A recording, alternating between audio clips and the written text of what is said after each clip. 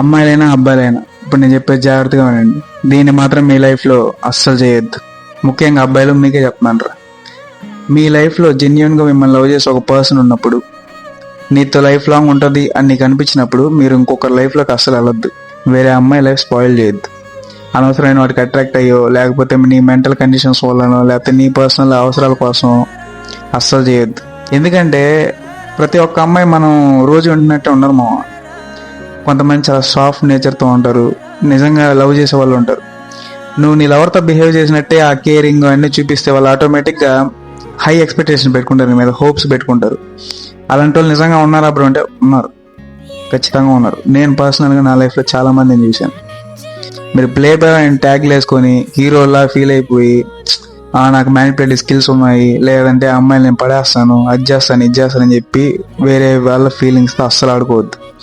అవతల వాళ్ళ ఎమోషన్స్తో ఆడుకోవడం గేమరా, దానికి ప్లే బాయ్ అని పేరు పెట్టుకుంటావా? సో ప్రతి ఒక్కరికి అదే హై మైండ్ సెట్ ఉండదు, అలాగే అప్డేట్ వర్షన్ ఉండే అమ్మాయిలు ఉండరు. నీకేమైనా ఇంటెన్షన్స్ ఉంటే ముందే ఆ అమ్మాయితో ఓపెన్ అప్ అయిపో. అనవసరంగా ఆ అమ్మాయి తెలుసుకున్నా లేదా నువ్వు సడన్గా రివీల్ చేసినా వాళ్ళు దాన్ని కరెక్ట్గా యాక్సెప్ట్ చేయలేరు. ఆ స్టేట్ ఆఫ్ మైండ్లో వాళ్ళు మెంటలీ స్ట్రాంగ్ అయితే ఓకే, బట్ వాళ్ళు సాఫ్ట్ నేచర్తో ఉండే వాళ్ళు అయితే అస్సలు తీసుకోలేరు. ఆ స్టేట్ ఆఫ్ మైండ్లో ఏం చేస్తారో వాళ్ళకే తెలియదు. ఇన్ కేస్ నువ్వు చేసిన పని వల్ల వాళ్ళ లైఫ్కి ఏమైనా అయినా, వాళ్ళ లైఫ్ స్పాయిల్ చేసుకునేలా వాళ్ళు ఏమైనా చేసినా చెప్తున్నాను, ఆ రిగ్రెట్ నువ్వు లైఫ్ లాంగ్ అస్సలు మొయ్యలు. ఒక అమ్మాయిని ఏడిపిస్తే ఆ ఉసురు గట్టిగా మనకు ఖచ్చితంగా తగులుతుంది ఏదో ఒక రోజు.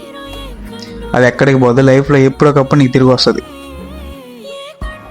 All I want to say is be with your girl. And ప్రతి అమ్మాయిని అలాగే చూడకు.